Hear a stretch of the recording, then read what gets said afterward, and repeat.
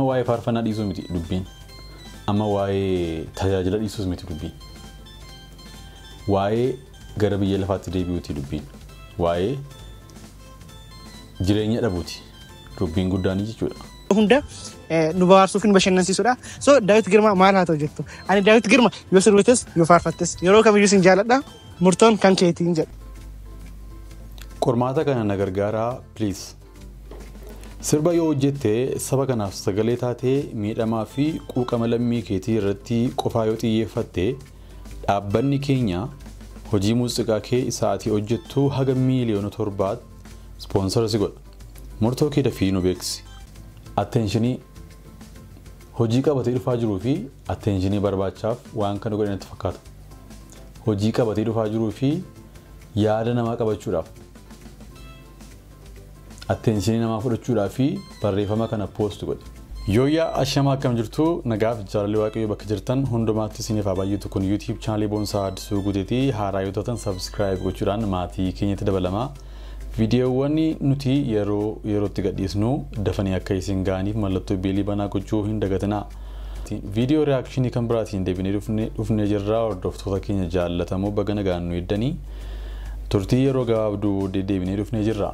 Turtii keenya har'aatiinis viidiyoo barsiisoo ta'anii kan nama qajeelchanii dhugaa wangeelaa kan namatti himinaa fi akkasumas qosaa fakkaatee viidiyoowwan barsiisoo ta'an hedduu qabannee dhufnee jirra. Haga xumura sagantaa keenyaatti nu waliin turaan affeerraa keenya jaalalaati. Jalqaba viidiyoo kana irratti luqqisii macaafa qulqulluu torbee kanaaf qabannee isiniif dhiyeessina. Innis Tiitoo boqonnaa 2 lakkoofsa 11-12 akkas jedha. Ayyaanni Waaqaa kan fayyina fidu nama hundumaatti mul'ifamee jira. Ayyaanni Waaqayyoo kan fayyina fidu nama hundumaatti mul'ifamee jira.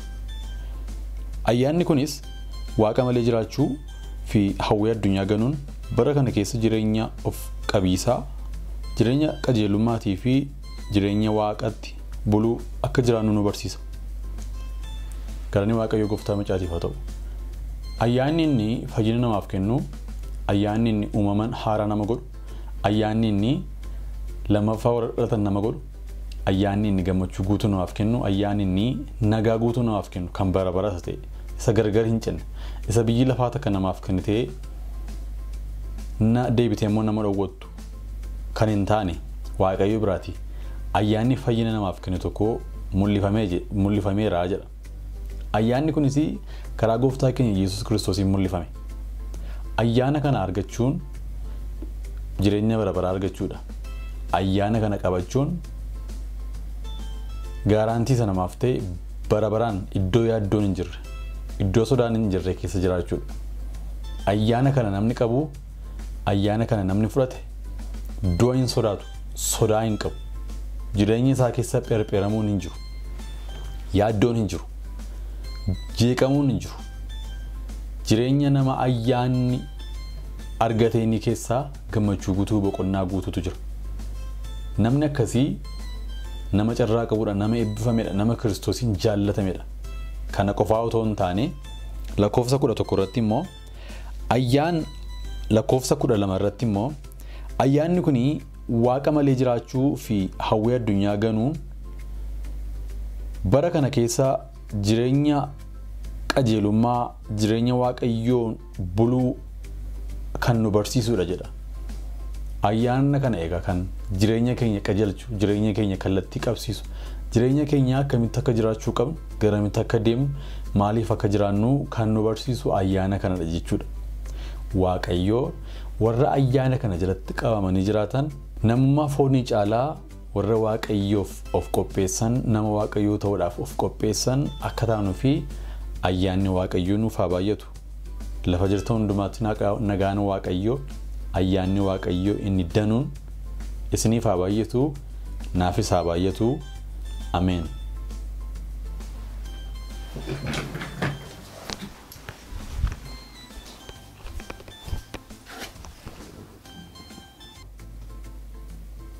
Qormaata kana na gargaaraa please. Sirba yoo hojjette saba kanaaf sagalee taatee miidhamaa fi quuqama lammii keetii irratti qofaa yoo xiyyeeffatte dhaabbanni keenya hojii muuziqaa kee isaatii hojjettu haga miiliyoona 7 sponsor si godha. Murtoo kee dafii nu beeksi. Utuu jedhamtanii maal murteeffattu? Yoo kana diddan ammoo jireenya jiraachuuf, hojjechuuf, nyaachuuf akkasumas uffachuuf horiin isin barbaachisa. Haala kana gidduu dhaabbattanii gaaffii kana akkamitti deebiftu? Sheer gochuudhaan deebinaaf barbaadaa galatoomaa jechuudhaan faarfataa Dawit Girma social media isaarratti barreessee jira. Social media isaa kanas namoonni baay'een mata duree dubbii torbee kana godhanii jiru. Komantii isaa yoo lixxanii ilaaltanis kaan hin abaaruu, kaan hin gadduu, kaan immoo jechoota garaagaraa ittiin jedhu jechuudha. Bar tokko faarfataa Birr Tasfaayee akkas jedhee ture. Baranni reefu tajaajilatti dhufee performaansii kanaan sirba hojjedhu miiliyoona 1 siif kenninaa ittiin jennaan gaaffii gad bu'aa akkasii gaafatamuusaaf akkamitti na daffaree kana na gaafata jedhee aaree boo'e. በገንዘብ የሚሸጥ ህይወት የለኝም ጀዴ ደብሴፍ ኑቲ ዲጋ ክርስቶስ isa gatii kamittiyuu hin madaalamneen bitamne akkasumattiin waan nu jaallateef tolaayyaan isaatiin nu fayyise malee fayyinni keenya sababa tola arganneef rakasa miti fayyina gatiidhaan hin shallagamne tola nuuf kenna gatii itti hin baasne malee gatii guddaatu ba'e waaqatu bifa salphinaa uffatee nama itti ta'e isa nama harka isaan tolchetu namaaf jedhee reebamee salphatee dhiigee fannifamee du'e jireenya maallaqaan bitamuu hin qabnu nuti jechuudhaan deebiin tokko social media irratti deebi'eeraafi. Imala kee keessatti yeroo gufuun baay'atu hirriba kee keessatti ammoo yeroo abjuun si wareersu gaaffiin kee gaaffiidhuma ta'ee hibbuun kee yeroo saamsamu mogoleen kee silaamsha'ee mudhiin kee yeroo haamamu yeroon boqonnaa akkasii eeggatu yaadadhu gurra ittiin gadadoo dhaggeeffattu cuqqaalladhu abdii kutannaa ofirraa fageessi waca naannoo kee jiru keessaa sagalee barsiisa qabu dhaggeeffadhu diinota keetti hibboo ta'e isa si gaadutti gaaddidduu ta'e fageessi ilaali kiyyoon mandara keessaa akkasii qabnetti fagaadhuu deeme waaqayyoon amanachuu kee addaan hin kutiin. Dawit Girma. Maqaa goota buunaa mammaatu sirbaaf sagalee qabu yoo haaraan lafee kee adaatu sirbaaf sagalee qabu siinuu nama qabaaf dhiyeesse sirbaaf sagalee qabu duutee kaatee mirga baateesse sirbaaf sagalee qabu maarree waaf nama jeessu faarsu sirbaaf sagalee qabu utuu jiruun ni du'aa kaasu sirbaaf sagalee qabu kooka maalaan qaba siidala kooka maalaan qaba kooka maalaan qaba siidala kooka maalaan qaba. Ashama ummata qaalii faarfataa Dawit Girma Maaltu Mudate. Faarfataan Dawit Girma fuula Facebook irratti akka jechuun maxxansee jira. Qormaata kana na gargaara please sirba yoo hojjette saba kanaaf sagalee taate miidhamaa fi quuqama lammii keetii irratti qofa yoo xiyyeeffatte abbanni keenya hojii muuziqaa isaatti hojjettu kana haga qarshii miiliyoona 7 sponsora si godha murtoo kee dafii nu beeksisi otuu jedhamtanii maal murteef jedhee posti godhe. Akkasumas gadi siqee maal jedhee yoo kana diddan ammoo jiraachuuf hojjechuuf nyaachuuf akkasumas uffachuuf horiin isin barbaachisa ta'a. Kanaafuu maalidha jedheetu yaada isa gaafatame kana fuula Facebook irratti nuuf qoodee deebinaaf barbaadaa jedhee jechuudha. Isinis immoo kanaafuu maal jettu?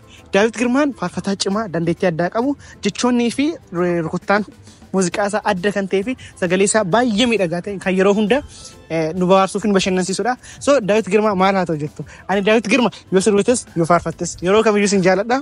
Murtoon kan keetiin jedhu. Majalqabu namni Kiristoos tamanuu gaafuma jalqabu namni Kiristoos tamanuu namni jireenya isa murteeffatee ama waa'ee faarfannaa dhiisuu miti dubbiin ama waa'ee tajaajila dhiisuus miti dubbiin waa'ee gara biyya lafaatti deebi'uuti dubbiin waa'ee jireenya dhabuuti dubbiin guddaanii jechuudha malee waa'ee tajaajilaa miti waa'ee faarfannaas miti namni jireenya argate dhabuu keessatti sin jiraata argachuu keessatti sin jiraata gadi bu'uu keessatti sin jiraata ol ba'uu keessattis Kiristoosii wajjin hamma dhumaatti adeemaa jechuudha bu'aa bayyoo baay'ee ta'eyyuu garuu pooyintiin boleessa kanaa kanatti hin fakkaatu anan akka kootti attentionii hojii qabatee dhufaa jiruu fi attentionii barbaachaaf waan kana godhan itti fakkaata hojii qabatee dhufaa jiruu fi yaada namaa qabachuudhaaf attention namaa fudhachuudhaa fi barreeffama kana post godhe. Kun yaada tokkodha. Wanti kan biraan immoo tarii dhuguma isa mudate kana gochuus danda'a jechuudha obboleessi kun. Garuu tajaajilli akka kana miti akka kootti. Faarfannaanis akka kana miti. Attention namaa fuudhanii ittiin of beeksuu, viidiyoo ofii beeksuu, faarfannaa ofii beeksuu yookaan albama haaraa ofii beeksuu hin barbaachisu. Maaliif faarfannaa nuti faarfannu yookaan faarfannaa faarfattoonni faarfatan karaa Kiristoos ayyaanaan waan namaaf kennamudha. Karaa hafuuraa namaaf kennama jechuudha. Ayyaanichi immoo ofii isaayyuu of beeksa sagaleedha waan ta'eef jireenya waan ta'eef. Ayyaanichi immoo ofii isaayyuu ergaa qaba jechuudha. Ayyaanichi immoo ofii isaayyuu daangaa magaalaa tokko miti daangaa biyya tokko ce'ee addunyaa naanna'uu danda'a. Namarratti dhiibbaa uuma. Jireenya hafuura namaa tuquu danda'a jechuudha. Malee attention seekerii ta'anii siistamii ittiin namootatti of beeksan tajaajila miti. Silaatii warra sirbaatu akkas godha malee warra biyya lafaatu akkas godha. Faarfataan godhu akkas hin godhu. Kabaja ofii beekaa. Eenyuun akka tajaajilu beekaa, maaliif akka tajaajilus beeka jechuudha. Deebii ajaa'ibaa obboleessa keenya kanaaf Ermiyaas Takilee deebiseef aga isinitti himaa deebii ajaa'iba. Deebii ajaa'ibaa karaa Ermiyaas Takilee faarfataa Daawit Girmaatiif deebiin isinitti himaa. Innis akkas jedha. Deebii ajaa'ibaati. Tuqaa guddaadhaa dhaggeeffadhaa. Yeroo baay'ee dhimmoota kaan irratti waan jedhu baay'eetuun qabu na yaallatus na madaalus jedhee bira tareera. Waa'ee gargaarsa obboleessi keenya qixaan akka isa gargaaruuf nu gaafate kana garuu isaafis sabaafis akka ta'utti dhugaa xiqqoo naaf galeerraa jalalaan akka armaan gadittan isiniif kataba. Yeroon kun yeroo kamirra caalaa yeroo rakkisaaf ulfaataa yericha rakkisaa fi ulfaataa kan taasisuu keessaa tokko jireenya biyya lafaa fi jireenya duuka buutummaa yookaan jireenya amantii gidduutti wallaansoo uumamudha. Dhugaan shakkii hin qabne tokko biyyi lafaa kun Yesuusii fi hordoftoota isaa hin jaallattu. Ni lolti, ni rakkifti, ni dhiphifti, ni ajjeesti. Akkuma Yesuusiin goote. Mo'ichuma xumuraatu kan amantootaati. Wantoonni biyya lafaa kana irratti nu barbaachisan keessaa tokko qarshiidha. Maallaqa birrii kanaa fi maallaqa argachuudhaaf namni waan hin goone hin qabu. Wanta danda'u hundumaa godha. Karaa fagoo dheeraa deema. Karaa sirriis, karaa yaraas. Erga dhufees ol si qabaa, si jiraachisaa, si nyaachisaa, si tuffisaa, maallaqni murteessaadha. Akkuma Daawit kaase macaafni qulqulluun keenya gooftaa ittiin jedha maallaqaan. Gaafa obboleessa keenya Daawitiin qarshiitu isa barbaachisa ta'a. Kun cubbuu miti. Yesuusinis ganuu miti. Faarfannaas dhiisuu miti. Qarshiin dhimmoota garaagaraatiif hundumaa keenya nu barbaachisa. Keessumaa yeroo tokko haala baay'ee ulfaataa keessa seenna. An post hin goone malee utuun isinii kaasee yeroo akkasii maal gochuu qabna yaada jedhu utuun hin kaasin dura filannoo obboleessi keenya Daawit akka isa gargaaruuf as baase kun raawwatee filannoo dhiyaatu miti. Raawwatee yeroon argee dhugaa hin seene baay'een gadde. Siif danda'amnaan dafii keenya mana keetti ol galii foddaa kee cufadhu bilbila kees cufadhu fuula Waaqayyoo duratti dabarsi. As baatee deebii illaatiin hanga achii fixutti. Achi yeroo xumurtuu saba kana dhiifama gaafadhu. Maaliif qabiyyeen barreeffama keetii inni ati irratti gargaarsa gaafatte yeroo wangeelaan madaalamu sirrii miti. Tokko ati faarfataadhaa hamman beekutti. Faarfannaan immoo ergaa wangeelaati. Sirbi immoo ergaa biyya lafaati. Lamaanuu waliif ifaaf dukkanadha. Muka tokkorraa ija gosa lamaa hin cirtu. Lama sabni ati sirbaanan sagalee ta'aaf jettu kun sagalee ta'uu keef caalaa wangeela barbaada. Waaqayyoof sagalee taatee erga Waaqayyoo ergaa fayyina saba biraan ga'uu moo sabaaf sagalee taatee ergaa saba namoota biraan ga'uutu caala. Lakki walitti hin dhufu. Kun gad of buusuudha. Kana irratti namoonni kana dura sabaaf sagalee ta'an miiliyoona 7 fudhatanii osoo hin taane waggaa 7 hidhamaniitu. 3 barreeffama kee keessaa keet sadaffaa nyaachuuf, uffachuuf, jiraachuuf, hojjechuuf horiin akka barbaachisu kaafta. Kun isa miiliyoona 7ti. Isa sirba booda dhufu. Kitaaba Yoonaas Gorfeen dubbifneeti. Moo barsiisa warra sobdootaa sana hirmaatte. Kun rakkoo duuka buutummaa isa dhugaati. Deep discipleship matter. Waan nyaattu yoo dhabde, waan uffattu yoo dhabde, akkamitti sirbi filannoo ta'a. Utuun bilbila kee qabaadhe yookaan qaamaan si beekee isa kana fuula sitti dubbadhee natti tola. Boleessa ko maal du'a siif wayyuu waan nyaattu dhabee waan dhugu dhabee waan uffatu dhabee utuu tajaajiluu du'e jedhamee seenaa keessatti yeroo jalqabaatiif haa galma'u. Maaliif yoo jettee Waaqayyo warra dhugaadhaan isa tajaajilan hin gatu waan ta'eef. Amma dhuguma maallaqni ati jettu kun nyaataaf uffata akkasitti bituuf immoo beekamtii biyya lafaa isa kokkolfaa boollasitti qotuufi. Biyya kana keessa jireenyaati amma jiraataa jirtu kanaa gadi kan jiraatan gooftaa isaanii immoo kan galateeffatan takka waa'ee maallaqaa kan hin kaafne wanta qabaniin Waaqayyoon kan galateeffatan meeqa hin jiranii obbole jiru. Tajaajilaadha miti ati macaafni qulqulluun waa'ee biyya lafaa jaallachuu kana maal akka jedhu hin dubbifne. Waan hundaafuu Waaqayyotti dhiyaadhaa, macaafa qulqulluu dubbifadhaa, Yesuusin michoomfadhaa, duuka buutuu sirrii ta'uuf of qopheessaa. Waayyuu isa irraa isin hin kaachisin.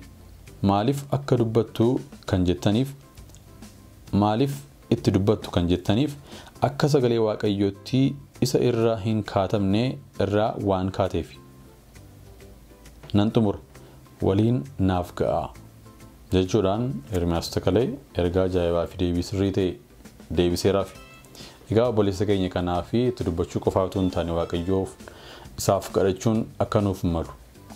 Dargaggummaan yeroo itti qoramanidha, yeroo abiddaatii, yeroo filannoon garaagaraa namatti dhufudha waan ta'eef keessumaatii paastoroonni isaa, miseensonni waldaa isaa wajjiniin kan tajaajiltan, kan itti dhiyaattan, gorsaaf kadhataan isaa wajjiniin akka taatanin isin akeekkachiisuuf yaala.